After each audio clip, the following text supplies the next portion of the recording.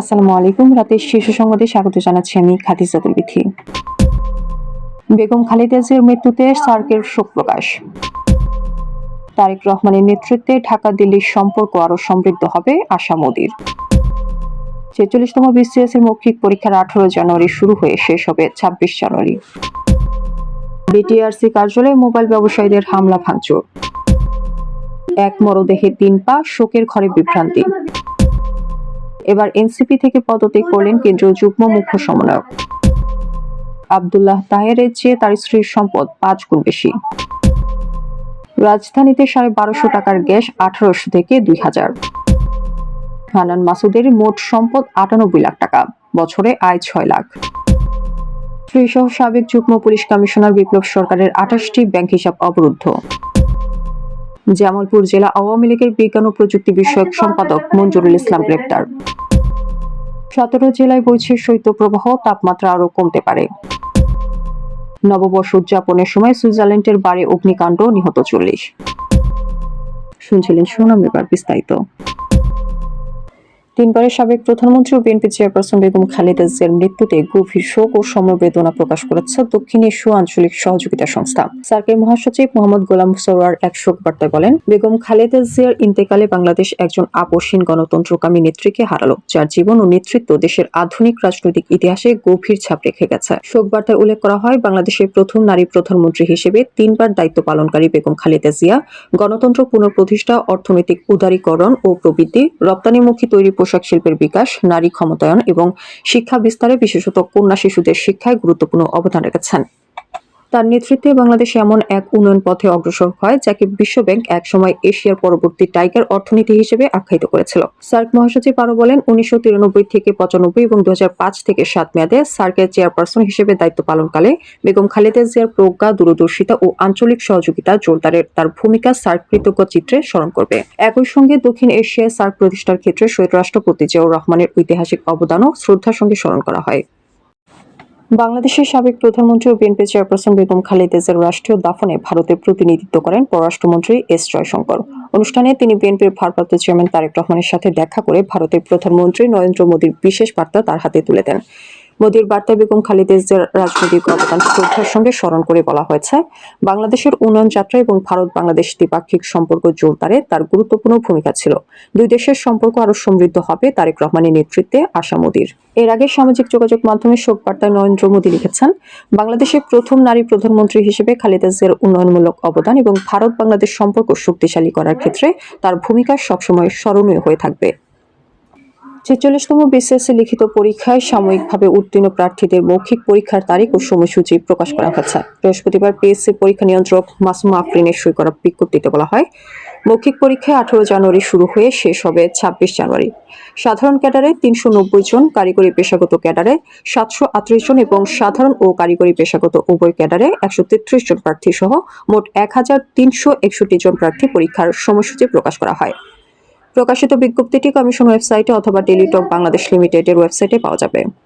National equipment identification registrar পদ্ধতি চালুর প্রতিবাদে টেলিকম খাতের নিয়ন্ত্রক সংস্থা বিটিআরসি কার্যালয়ে হামলা ও ভাঙচুর চালিয়েছেন মোবাইল ব্যবসায়ীরা এনইআইআর স্থগিতের দাবি জানিয়েছেন। বৃহস্পতিবার বিকেল ৪টার পর ভবনের সামনে বিক্ষোভরত অবস্থায় ভবনে ইট পাটকেল ছুটতে থাকেন।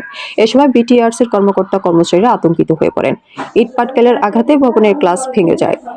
বিটিআরসির কর্মকর্তারা বলছেন, মোবাইল ফোন নিবন্ধনে এনইআইআর সিস্টেম বাস্তবায়নের কারণে মোবাইল ব্যবসায়ীরা এই ভাঙচুর করেছেন বলে আমরা জানতে পেরেছি। পরিস্থিতি নিয়ন্ত্রণে আনতে ঘটনাস্থলে পুলিশ ও সেনাবাহিনী মোতায়েন করা হয়েছে। রাজশাহীর পুটিয়া উপজেলার ঝলমলিয়া এলাকায় বালুবাহী ট্রাক চাপায় ৪ জন নিহত হয়েছেন। দুর্ঘটনায় নিহতদের একজন নাটোরের বাগাতিপাড়া উপজেলার সালাইনগর গ্রামের সেন্টু। তার মরদেহ বাড়িতে এনে গোসল করাতে গিয়ে বিপাকে পড়েছে পরিবারের সদস্যরা জানান, মরদেহের সঙ্গে চলে এসেছে অন্য কারো শরীরের বিচ্ছিন্ন একটি পা। এই ঘটনাকে কেন্দ্র করে ওই এলাকায় চাঞ্চল্য সৃষ্টি হয়েছে। পরিবারের সদস্য ও স্বজনদের বরাতে জানা গেছে, বৃহস্পতিবার ১ জানুয়ারি সকালে ঝলমলিয়া এলাকায় দুর্ঘটনার পর পুটিয়া হাইওয়ে থানা পুলিশ নিহতদের পরিচয় নিশ্চিত করে মরদেহ পরিবারের কাছে হস্তান্তর করা হয়। পরে মরদেহ বাড়িতে আনা হলে গোসল করানোর সময় বিষয়টি নজরে আসে। স্থানীয় মসজিদের মুয়াজ্জিন ঝন্টু আলী জানান, মরদেহ গোসলের প্রস্তুতির জন্য প্যাকেট খুলতেই তিনি মরদেহের সঙ্গে অতিরিক্ত একটি পা দেখতে পান। বিষয়টি তাৎক্ষণিকভাবে পরিবারের সদস্যদের জানানো হয়। পরে পরিবারের পক্ষ থেকে পুলিশকে অবহিত করা হয়। জাতীয় নাগরিক পার্টি থেকে পদত্যাগ করেছেন দলটির কেন্দ্রীয় যুগ্ম মুখ্য সমন্বয়ক খান মোহাম্মদ মোরসালিন। বৃহস্পতিবার 1 জানুয়ারি দুপুরে নিজের ফেসবুক অ্যাকাউন্টে দেওয়া এক পোস্টের মাধ্যমে তিনি এই সিদ্ধান্তের কথা জানান। ফেসবুক পোস্টে খান মোহাম্মদ মোরসালিন লেখেন, তিনি এতদিন এনসিপির কেন্দ্রীয় যুগ্ম মুখ্য সমন্বয়ক হিসেবে দায়িত্ব পালন করেছেন। পাশাপাশি পার্টি মিডিয়া সেল এবং প্রচার ও প্রকাশনা সেলেও তিনি কাজ করেছেন। সর্বশেষ নির্বাচনী সময়কালে এনসিপির মিডিয়া উপ কমিটির সেক্রেটারি হিসেবেও কিছুদিন দায়িত্ব পালন করেন তিনি। পোস্টে তিনি আরও জানান, বৃহস্পতিবার 1 জানুয়ারি থেকে তিনি জাতীয় নাগরিক পার্টির সব ধরনের দায়িত্ব ও পদ থেকে পদত্যাগ করেছেন। পদত্যাগের কারণ সম্পর্কে বিস্তারিত ব্যাখ্যা একটি ভিডিও বার্তায় তুলে ধরেছেন বলেও উল্লেখ করেন তিনি। বাংলাদেশ জামায়াতে ইসলামীর নায়েবে আমির ডক্টর সৈয়দ আব্দুল্লাহ মোহাম্মদ তাহিরের চেয়ে তার স্ত্রীর সম্পদ 5 গুণ বেশি। গত 28 ডিসেম্বর কুমিল্লা জেলা রিটার্নিং অফিসার কার্যালয়ে জমা দেওয়া হলফনামায় তিনি তথ্য উল্লেখ করেন। আসন্ন ত্রয়োদশ জাতীয় সংসদ নির্বাচনে কুমিল্লা 11 আসন থেকে নির্বাচন করবেন তাহির। নির্বাচনের হলফনামায় তার মোট সম্পদ 1,85,00,000 টাকা। তবে শ্রী ডাক্তার হাবিবা চৌধুরী 5,50,00,000 টাকা সম্পদের মালিক। তারা স্বামী স্ত্রী দুজনই পেশায় চিকিৎসক বলে উল্লেখ করা হয়। হলফনামায় জামায়াতের নায়েবে আমির উল্লেখ করেন, তার বিরুদ্ধে বিভিন্ন সময়ে মোট 35টি মামলা হয়েছিল। তবে এসব মামলার বেশিরভাগই আদালতের আদেশে স্থগিত, প্রত্যাহার অথবা চূড়ান্ত প্রতিবেদন গ্রহণের মাধ্যমে নিষ্পত্তি হয়েছে। বাংলাদেশ এনার্জি রেগুলেটরি কমিশন বিদায়ের ডিসেম্বরের জন্য প্রতি 12 কেজি এলপিজি সিলিন্ডারের দাম 1,253 টাকা নির্ধারণ করলেও রাজধানী বাজারে এর কোনো প্রতিফলন নেই। উল্টো নির্ধারিত দামের চেয়ে 500 থেকে 750 টাকা বেশি দামে এলপিজি সিলিন্ডার বিক্রি হচ্ছে। পাশাপাশি বিভিন্ন এলাকায় দেখা দিয়েছে তীব্র সংকট। গত কয়েকদিন ঢাকার বিভিন্ন এলাকা ঘুরে দেখা যায়, বর্তমানে প্রতি 12 কেজি এলপিজি সিলিন্ডার বিক্রি হচ্ছে 1,750 থেকে 2,000 টাকায়। ভোক্তাদের বরাবরই নির্ধারিত দামের চেয়ে কিছুটা বেশি পরিশোধ করতে হয়। তবে এবারে মূল্যবৃদ্ধি আগের সব রেকর্ড ছাড়িয়ে গেছে। অনেক এলাকায় বাড়তি দামের পাশাপাশি সিলিন্ডার না পাওয়ার অভিযোগ রয়েছে। ত্রয়োদশ জাতীয় সংসদ নির্বাচনে নোয়াখালী 6 আসনে নির্বাচন করার জন্য মনোনয়নপত্র দাখিল করেন জাতীয় নাগরিক পার্টির জ্যেষ্ঠ যুগ্ম মুখ্য সমন্বয়ক আব্দুল হান্নান মাসুদ। মনোনয়নপত্র দাখিলের হলফনামা অনুযায়ী তার ব্যবসা থেকে বছরে আয় 6 লাখ টাকা। এছাড়া নগদ টাকা আছে 35,83,475 টাকা। তবে তার স্থাবর কোনো সম্পত্তি নেই।